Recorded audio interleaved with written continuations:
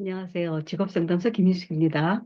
ESTP에 관련된 성격에 대해서 설명을 하고 있어요. 그러면 개발해야 될 점들, 약점인 것. 지난번에 했을 때는 손해 볼 때 어떤 손해를 보느냐, 이런 말씀을 드렸는데, 그 손해 볼 때의 성격과 개발해야 될 점하고 비슷합니다. 거의 같은 내용이에요. 네, 일단 여기는 ESTP니까 S가 주기능이고, 끝에 생활 양식이 P입니다. 그래서 인내, 끈기 이런 것들이 조금은 떨어진다고 볼 수 있어요. 그래서 마무리 작업이나 이런 게 조금은 떨어질 수 있습니다. 그래서 내가 인내를 갖고 뭔가를 끝까지 한다. 그런 의지가 필요할 수 있습니다. 그 다음에 여기는 즉흥적인 행동하기를 되게 좋아해요. 그래서 사전 계획 없이 일을 벌리는 경향이 있어서 일은 벌리는데 마무리 작업이 필요하다라는 거죠. 피 기능을 쓰기 때문에, 예, 인식 기능을 쓰기 때문에, 마무리 작업이 굉장히 필요합니다.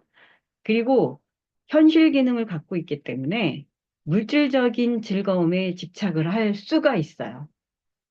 그러니까 항상 즐겁게 뭐든지 즐거움을 생각하는 팀들이라서 즐거움의 이면을 좀 생각해 봐야 된다.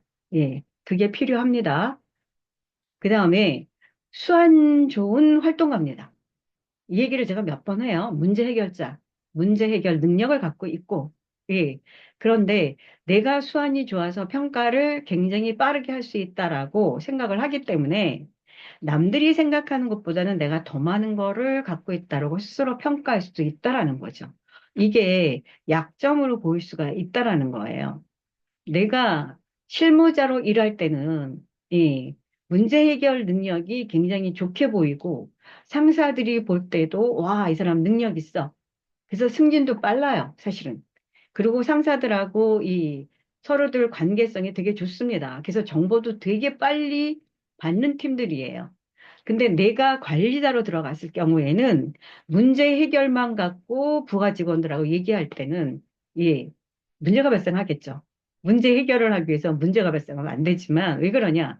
문제만 갖고 얘기를 하니까 부하 직원들이 진행을 할 때 어떤 상황으로 일을 했는가 이런 부분들을 좀 봐줘야 된다라는 거죠.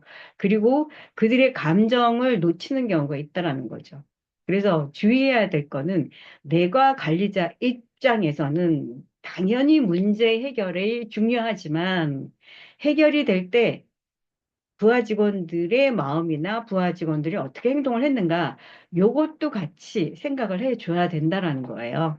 예, 그래서 ESTP의 성격들은 문제 해결을 잘해서 승진도 잘하고 상사들한테도 칭찬을 되게 잘 받는 팀들인데, 아, 관리 파트에서 조금은, 마무리 파트에서 조금은 놓치는 경우가 있고, 그리고 문제만 갖고 해결을 하기 때문에 가정이나 부하 직원들의 마음을 돌보지 않을 수가 있다라는 얘기를 합니다. 그래서 그런 부분은 좀 ESTP들은 신경을 좀 써줘야 돼요.